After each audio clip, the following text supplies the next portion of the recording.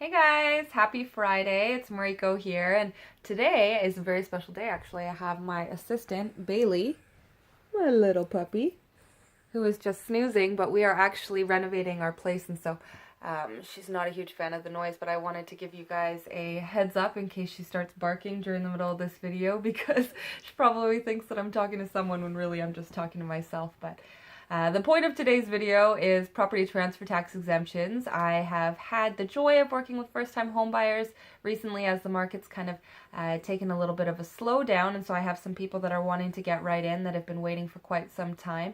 And I did want to go over property transfer tax exemptions because it was a question that came up today. So first of all, how to calculate property transfer tax if you don't know already. It is 1% on the first 200K, 2% on the balance up to the $2 million mark. For the portion between $2 million and $3 million, it's an additional 3%. For the portion above $3 million, it's an additional 2%. So for most first-time homebuyers, they want to be eligible for the first-time homebuyer exemption.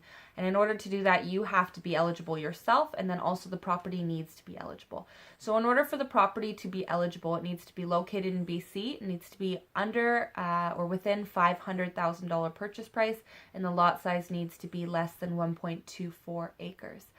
In order for yourself to be eligible, you of course need to be a first-time home buyer. You can't have purchased anywhere in the world, and you can't have been given a first-time home buyer exemption anywhere in the world. So you really truly have to be a first-time home buyer. You also need to be a Canadian citizen or permanent resident, and you need to be living in BC for the last 12 months. And you also need to be using this property as your principal residence. So if it's an investment property and you're a first-time home buyer, you will not be able to qualify for the first-time home buyer exemption. So that first-time homebuyer exemption, if you're looking at a $500,000 property, it is going to be a good chunk of change, right? So 1% on the first 200K is $2,000. If you're looking at 500K total, that means the balance is $300,000. So 2% on $300,000 is $6,000. 6,000 and 2,000 is $8,000. So if you qualify for the first-time homebuyer exemption, then that means you will be saving $8,000 on a $500,000 home. So that can go towards, renovating the property. It can go towards other closing costs. It can go towards a rainy day fund, which I always recommend. But it is something that you will definitely want to be aware of if you are a first-time home buyer. And again, this is for resale properties, the ones that are already built. If you are looking at a pre-sale property, then you might be eligible for the newly built home exemption, and that is going to be applicable for first-time home buyers or whether you've bought your 10th home. There's no restrictions on how many homes you've bought in order to be eligible, but the property itself needs to qualify again. So it needs to be a newly built home. It needs to have that same lot requirement, so 1.24 acres or less, and it needs to be located in BC, and the threshold for that is actually a little bit higher than the first-time homebuyer exemption. The threshold is $750,000.